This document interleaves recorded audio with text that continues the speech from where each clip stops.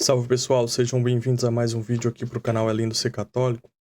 Hoje, pessoal, vamos reagir aqui a esse vídeo, que é um debate do padre Carlos Mojica contra um protestante que veio atacar a igreja, né? O debate era sobre qual é a igreja verdadeira. O padre Carlos Mojica, ele já botou um monte de protestante para correr e calar. Teve um debate dele que ele tá debatendo com um protestante. E ele começa a pedir uma carta, um escrito de um papa que antes de Constantino nascer, né? Ordenando a igreja toda. E aí ele dá a carta onde o papa ordena, se eu não me engano, é o Natal, no dia 25 em todo o mundo. E aí esse cara, ele simplesmente desliga a câmera e sai e os caras ficam... É incrível o padre Carlos Mojica, né? E nesse aqui ele vai dar um... Eles estão debatendo qual a verdadeira igreja. A igreja dele, a igreja não sei o que lá, nem lembro o nome. E aí o problema aqui que os protestantes se encontram é que eles não têm nada, cara. Eles não têm como falar: minha igreja estava no século tal aqui, ela fez isso e aquilo. Porque eles nasceram no máximo há 500 anos. E a grande maioria hoje nasceu há 100, 50, 20, 10 anos, 2 anos. Todo dia surge uma igreja nova, entendeu? Então, esse é o grande problema dos protestantes diante dos católicos. Porque os católicos conseguem mapear de São Pedro, de Jesus, São Pedro, até o Papa Francisco, né? E aí, isso aqui é onde eles não conseguem argumentar. Então, para onde eles partem? Eles partem para falar que Cristo não fundou a igreja. Não, Jesus Cristo não fundou a igreja somos nós, né? Eles sempre chegam na gente falando assim: não, é porque a igreja somos nós. Da onde eles tiraram isso? Não existe um único versículo no Novo Testamento, nem no Antigo, onde fala assim que a igreja é a pessoa, tipo, a igreja sou eu, a igreja somos nós. Então, quando a pessoa morre, a igreja deixa de existir. Não existe um único versículo. Muito pelo contrário, São Paulo vai passar uns 2 capítulos explicando que a igreja é o corpo de Cristo. E que nós fazemos parte desse corpo, chamado de fazer parte desse corpo pelo batismo. E assim fazemos parte do corpo de Cristo. Do quê? Da igreja. Porque o corpo sendo um, e ele vai explicar tudo isso, né? O corpo sendo um, não tem, tem vários membros. Não é vários membros com vários corpos, né? Como são os protestantes. E o padre Carlos Mojica, ele vai começar a argumentar ali, e ele vai dar o nome das cartas de São Paulo e onde estão essas igrejas hoje. Por exemplo, a igreja de Éfeso. O que aconteceu? Ela deixou de existir? A igreja de Tessalônica, ela deixou de existir? A igreja de Roma, ela deixou de existir? Não, o padre Mojica vai exatamente dar a localidade dessas igrejas e como elas estão hoje. Então eu vou soltar o vídeo aqui, vocês vão ver o quão é interessante essa argumentação do padre Carlos Mojica, né? E vamos lá, eu vou soltar o vídeo aqui. Vou tentar traduzir, pessoal, tá em espanhol. Espero traduzir da melhor forma e da forma mais clara. Vamos lá. Por exemplo, a carta do apóstolo São Paulo aos Romanos. Está dirigida aos romanos. Sua localidade está em Roma, na Itália, né? A igreja atual chama-se Igreja Católica Apostólica Romana. A carta é dirigida aos Coríntios. Eu perdi aqui, deixa eu voltar. Carta dirigida aos Coríntios, fica na Grécia. E o nome atual é Igreja Católica Ortodoxa Grega, né? Carta aos Gálatas, na Galáxia Turquia. O nome atual, Católica Síria. O nome da igreja atual, Católica Sírica. Síria, aquela igreja que São Paulo mandou essa carta, né? Carta aos Efésios. Fica na Turquia também, o nome da igreja atual. Igreja Greco-Católica Igreja Maronita. Carta dirigida desculpa, pessoal, esse nome é difícil. Grego-Católica Maronita. a los filipenses, A ubicación carta aos Filipenses. Filipo, Filipe Macedonia. e Macedônia. Nombre de la iglesia O nome actual da se llama igreja atual é Igreja Católica Ortodoxa Carta dirigida a Grega. Colosenses, A carta ubicada en dirigida aos Coloso, ciudad Colossenses. bizantina de Onay, la actual Ons, Turquia. ¿Sí? Igreja é um nome lá difícil, fica na atual Turquia, né? Também encontramos a carta dirigida a los Efesios. E a carta também aos Efésios, Igreja Grego-Católica Maronita. A carta aos Filipenses hoje se chama Igreja Católica Ortodoxa Grega. E a igreja... E a carta aos Filipenses se chama Igreja... Deixa eu voltar aqui. Hoje se chama Igreja Católica Ortodoxa Grega. Se chama Igreja Católica Ortodoxa Grega. Carta aos Colossenses, Igreja Carta aos Católica Colossenses, Igreja Bizantina, né? Igreja Católica Ortodoxa Grega. E Igreja Católica Ortodoxa Grega. Onde encontramos... De onde encontramos que fala de uma igreja, não sei o que lá, New Life, que é a igreja desse senhor, né? Então, aqui a gente vê que o padre Carlos Mojica, ele dá o nome da... Ele fala das cartas que estão ali no Novo Testamento, as cartas de São Paulo, dirigida a algumas igrejas, e ele dá a localidade dessas igrejas e como elas se chamam hoje. Porque,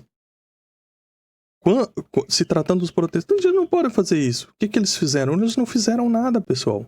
Nada. A Bíblia, que eles carregam debaixo do sovaco, suando o tempo todo. A Bíblia tá até desbotada, mas... E aí, o que acontece? Eles carregam a Bíblia para todo lado. Quem fez o cano da Bíblia? A Igreja Católica. A Igreja Católica juntou os 27 livros e falou, isso aqui é a palavra de Deus. E eles leem isso como palavra de Deus. E eles usam o que a igreja pegou e falou que é palavra de Deus, as cartas católicas, para atacar os católicos. Olha o quanto isso é estranho. É a mesma coisa, por exemplo, assim, ó. Vou dar um exemplo agora meio tosco, mas imagina que você é de uma família tradicional e a sua família, ela tem um álbum de foto. E nesse álbum de foto, ele é muito antigo e tem ali, ó, o tataravô do seu avô, né? Vamos dizer assim. E aí foi passando esse álbum de geração em geração. De repente vem alguém que nunca foi da sua família, que não é da sua família, e começa a pegar esse álbum e dizer, não, essa família aqui é a minha família. Então você vai pegar e vai ficar, tipo... Pera lá, campeão. Esse álbum tá sendo passado de geração em geração por minha família e você vai dar, ó, esse aqui é meu vô, esse aqui é o pai do meu vô, vai explicar isso aqui e tal, meu vô contava a história. A pessoa, não, esse aí é meu pai. Esse é o pai do meu pai e começa a... Pera lá, você tá ficando doido? É exatamente isso que eles fizeram com a Bíblia. A igreja guardou a Bíblia. A igreja... Olha só. A igreja guardou a Bíblia, a igreja dividiu a Bíblia em capítulos, não tinha capítulo na Bíblia, a igreja colocou os versículos, não tinha versículo, esses versículos eles ficam Êxodo 20, não sei o quê, eles só falam Êxodo 20 porque a igreja colocou que aquele capítulo é o 20, e o versículo é o 4, que eles usam o tempo todo, Êxodo 24. O protestantismo, ele eu tava assistindo o vídeo do irmão, eu esqueci o nome dele, e ele falou síndrome do papagaio, né, que eles têm. O que é a síndrome do papagaio? Repetir. Tanto é que quando eles citam um versículo pra gente, você vê que é nítido que ele tá repetindo aquele versículo. Ele não leu aquilo ali. Ele não passou pelo aquele versículo quando ele tava lendo a Bíblia. Ele apenas tava lá no culto rodando igual um peão, ficou tonto, o pastor gritando, Êxodo 20, Êxodo 20. Aí o pastor falou, decora esse versículo, Êxodo 20, Êxodo 20. E eles decoram aquilo ali. E aí eles chegam como se fosse doutor em Bíblia. E falando sobre e tal e tal. Aí quando você começa a argumentar, eles começam a ficar nervosos. E não aceitam. Por quê? Porque eles não leram aquilo, eles não entenderam, não refletiram sobre aquilo. A única coisa que estão fazendo é repetindo. Quando eles começam a falar, Constantino fundou a igreja católica. Eu falei, meu filho, como Constantino fundou a igreja católica, se Santo Inácio tá falando de uma igreja católica? Já tá falando de uma igreja perseguida. A igreja dos mártires já era católica. Ah, mas é porque foi Constantino que fundou a igreja. Ah, e aí quando você argumenta que você mostra as provas, não, isso não vale. Se não tá na Bíblia, eu não acredito. Onde é que tá na Bíblia que os apóstolos foram batizados? Não tá. Tem muita coisa que não tá na Bíblia. Nós adoramos o Espírito Santo. Não tem um versículo na Bíblia onde uma pessoa está se dirigindo ao Espírito Santo para rezar. Mas nós sabemos isso por causa da igreja. Porque a igreja nos revelou isso. Então, não tem nada no protestantismo que pode falar assim, rapaz, eles fizeram isso. Por exemplo, será que eles têm a carta de Laodiceia? Porque São Paulo mandou ler a carta de Laodiceia. E a igreja perdeu, a carta de Laodiceia acabou se perdendo com as perseguições. Provavelmente, aquela igreja foi perseguida ao ponto deles queimarem, jogar fora, ter destruído, né? Porque a igreja vivia sendo perseguida. Então, é um milagre de Deus. Nós temos hoje 27 livros, né? As cartas e os 4 evangelhos. Então é um grande milagre de Deus. Por quê? Por causa das perseguições. Os romanos, eles tentaram apagar o cristianismo da face da terra. Os judeus tentaram apagar os cristãos da face da terra. Só que não conseguiram. Por que não conseguiram? Porque tem a mão de Deus por trás. Jesus Cristo é quem sustenta a igreja. Por isso que esse povo tem tanto ódio da igreja. E os cristãos não tinha, como é que fala? Não tinha nada de ameaçador para eles. A única coisa que o cristão pegava era a decência, era uma vida reta, uma vida sem pecado, uma vida sem putaria, sem nada. Então aí você pensa, mas por que eles atacavam? Porque eles queriam isso. Eles queriam viver isso. E a pessoa convertida, ela já não quer mais saber disso. Então, e o povo ataca os cristãos por causa disso, porque eles querem viver nessas putarias.